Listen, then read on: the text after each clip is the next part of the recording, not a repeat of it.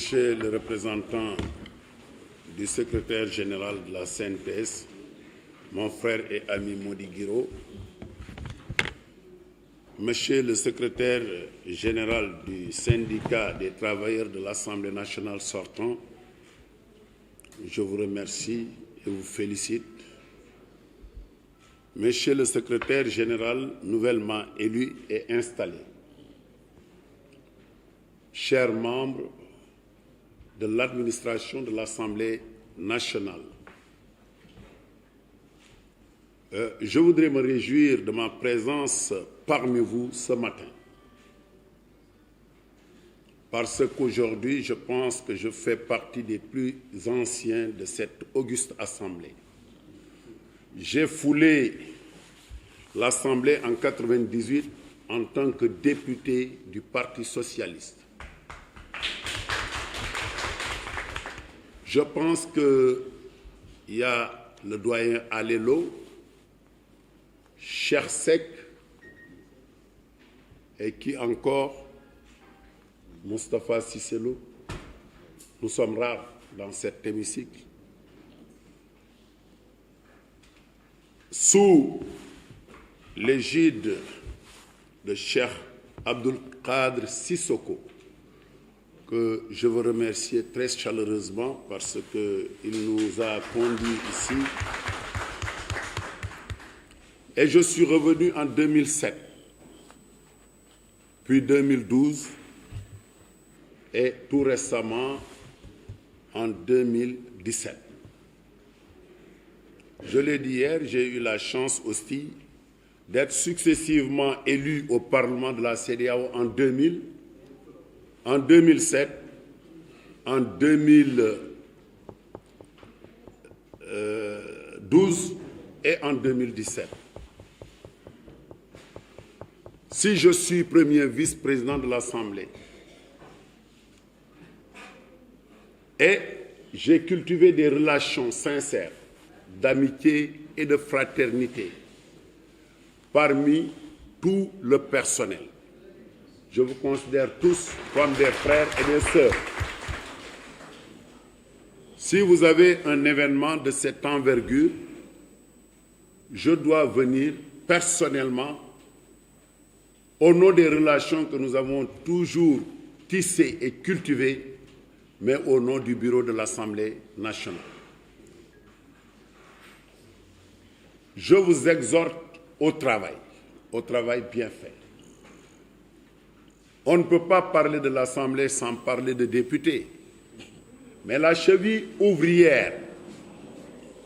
du travail, c'est le personnel administratif. Comme l'a dit tout à l'heure Ibrahim Ndiaye, nous sommes des temporaires. Vous êtes des permanents. Donc la maison, c'est la maison de l'administration. C'est la raison pour laquelle je vous demande d'être unis, solidaires et de travailler exclusivement pour l'intérêt du Sénégal, pour l'intérêt des députés, pour que les députés puissent exercer leur mission. Nous avons une mission. Moi, j'étais pendant 4 législatures au Parlement de la CEDEAO, j'ai quitté, mais avec fierté et bonheur. D'autres vont continuer. Donc, c'est le sens qu'il faut donner à cette rencontre où le témoin est rendu et bien rendu. Parce que dans la démocratie, la transparence, dans la plus grande justice. Je félicite les uns et les autres, celui qui quitte. Je pense que son expérience,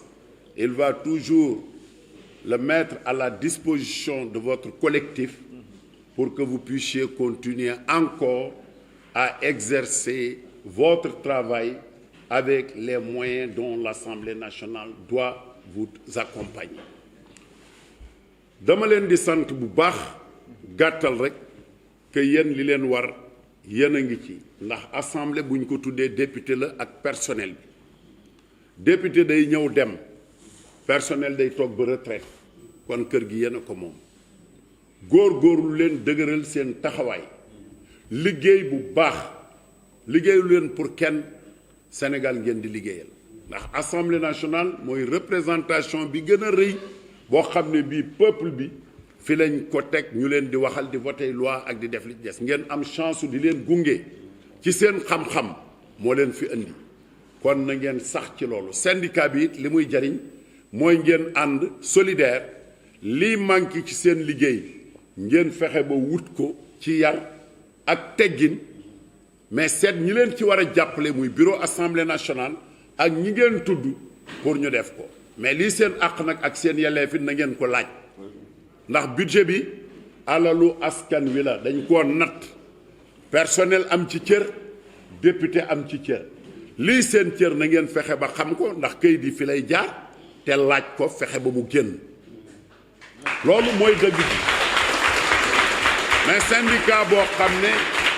du waxal askan personnel am du ko kaasal dootul syndicat mouvement syndicat ay mbooloo yuy ànd la pour di xeex li nga xam ne mooy yokk seen daraja fu ñu dëkk lu ñu lekk lu ñu naan mënuñoo fay député bi mu def xaalisam poosam moom session ba session lay ñëw yéen ngeen dëkk fi li ñu leen bindal muy seen àq ñu lànk bañ leen ko jox laaj leen ko wante danaa leen ci jàppale ndax maa ngi fi te xam naa ne dégguma danaa fi nekk ba 2022 ma tàggu leen waaye fii ak boobu combat bu ngeen nekk te muy dëgg danaa ci ànd ak yéen te du ma ko nëbb kenn loolu laa bëgg mu leer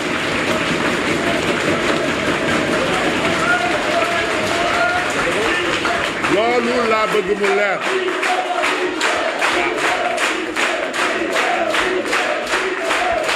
jërëjëf dama bëgg rek li ma wax secrétaire général Sall